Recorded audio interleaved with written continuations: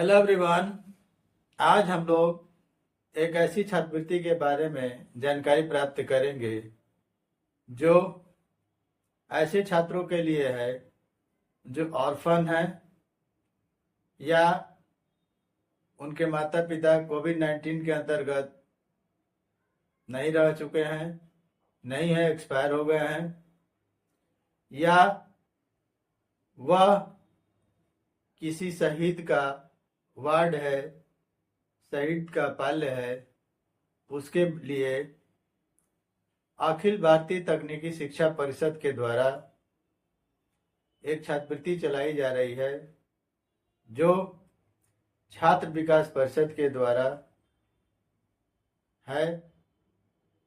इस छात्रवृत्ति में यदि कोई छात्र टेक्निकल डिग्री ले रहा है या डिप्लोमा ले रहा है या टेक्निकल में उसका एडमिशन है,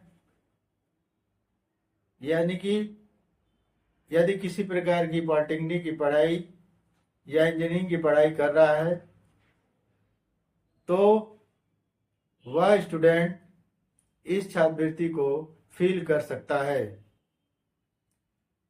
इस छात्रवृत्ति का मानक क्या है, इसके बारे में हम लोग जानेंगे।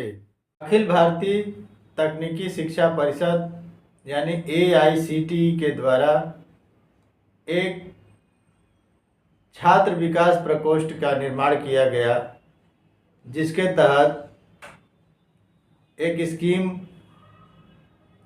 स्कॉलरशिप की चल रही है जिसका नाम है स्वनाथ छात्रवृत्ति योजना।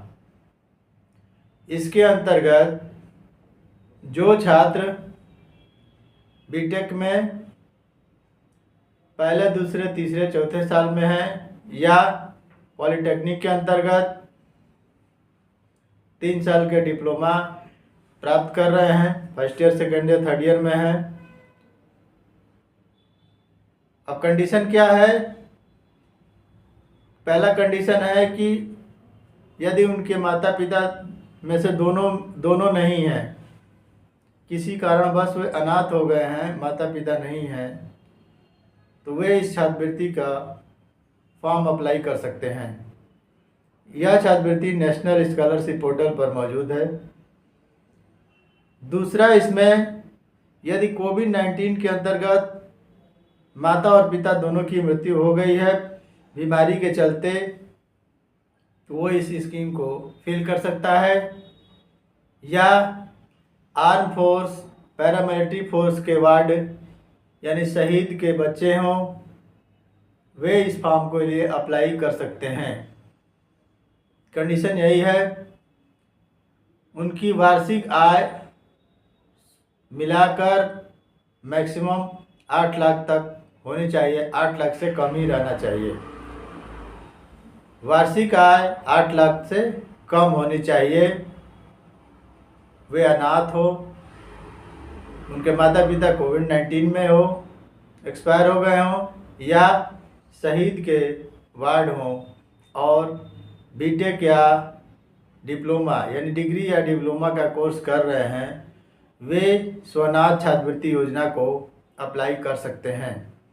लेकिन यह भी होना चाहिए कि वे किसी और स्कॉलरशिप के अप्लाई नहीं किए हों, तभी यह स्कॉलरशिप के लिए अप्लाई कर सकते हैं। इसमें वार्षिक आय 8 लाख तक होनी चाहिए। 8 लाख तक की वार्षिक आय के बच्चे इस छात्रवृत्ति के लिए अप्लाई कर सकते हैं। अब इसमें क्या मिलेगा यह देखते हैं। इसमें प्रतिवर्ष 50,000 रुपये सालाना इनको प्राप्त होगा। पूरे छात्रवृत्ति में जितने भी फॉर्म आ रहे हैं उसमें 2000 छात्रों को सिलेक्ट किया जाएगा। 1000 डिग्री के छात्र रहेंगे और 1000 डिप्लोमा के छात्रों को सॉर्टिंग किया जाएगा। उनके नंबर के, हाई स्कूल और इंटरमीडिएट के नंबर के अनुसार भी सॉर्ट हो सकता है, या पहले आओ पहले पाओ। यदि बहुत बच्चे नहीं भर पाए हों, कम ही लोग भरे हों, तो जो पहले अप्लाई करेगा हो सकता है उसको मिल जाए। कंडीशन कुछ भी हो, लेकिन इसके अंतर्गत ही होनी चाहिए। ऐसे ही बच्चों की आवश्यकता है इस छात्रवृत्ति के लिए। यह छात्रवृत्ति उन्हीं बच्चों को सिलेक्ट करेगी जो अनाथ हों किसी कारण से, या कोविड-19 के में उनके माता पिता की मृत्यु हो गई हो, या किसी शहीद के बच्चे हों, वे इस फॉर्म को अप्लाई कर सकते हैं। इसमें डॉक्यूमेंटेशन के रूप में माता पिता के मृत्यु का प्रमाण पत्र, आय प्रमाण पत्र और कास्ट सर्टिफिकेट, और जो भी उसमें मांगा जाए स्कूल से जो भी बोनाफाइड सर्टिफिकेट, ये सब लगेगा अप्लाई करने के लिए। यदि आप अप्लाई कर देंगे और इस फॉर्म को अपने विद्यालय में जमा करेंगे, कॉलेज में जमा करेंगे, तो वहाँ के जो नोडल अफसर होंगे, जो एनएसपी के द्वारा बनाए गए नोडल अफसर होंगे, वे आपके फॉर्म को वेरीफाई करेंगे। वेरीफाई करने के बाद यह मिनिस्ट्री में जाएगा, या जो भी उससे संबंधित ऑफिस होगी वहाँ पर यह चला जाएगा, और वहाँ से आपका फॉर्म दोबारा वेरीफाई हो जाएगा। इसके बाद पीएमएस नामक संस्था में जाकर आपको छात्रवृत्ति प्राप्त होगी।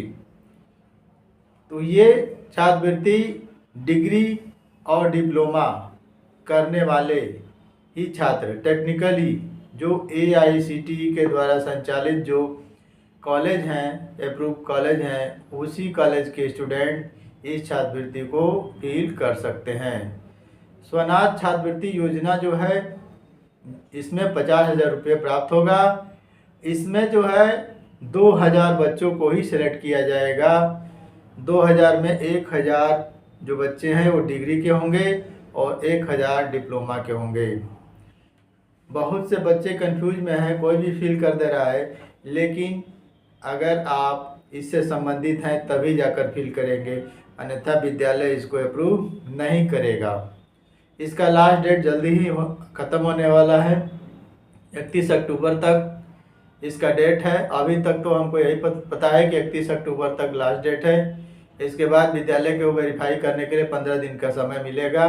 आप यदि इस कैटेगरी के अंतर्गत आते हैं, इस क्राइटेरिया में फिट बैठते हैं, इस क्राइटेरिया में आप आते हैं, तो इस फॉर्म को अप्लाई करिए, और इस फॉर्म को अप्लाई करके अपने विद्यालय, अपने कॉलेज से, इंस्टीट्यूशन से वेरीफाई करा दीजिए, ताकि आपकी छात्रवृत्ति का जो स्कॉलरशिप का जो नंबर है, जो एप्लीकेशन नंबर है, वह हायर, यानी जो संस्था इसको पे करेगी, जो संस्था इसको देगी, वहाँ तक पहुँच जाए।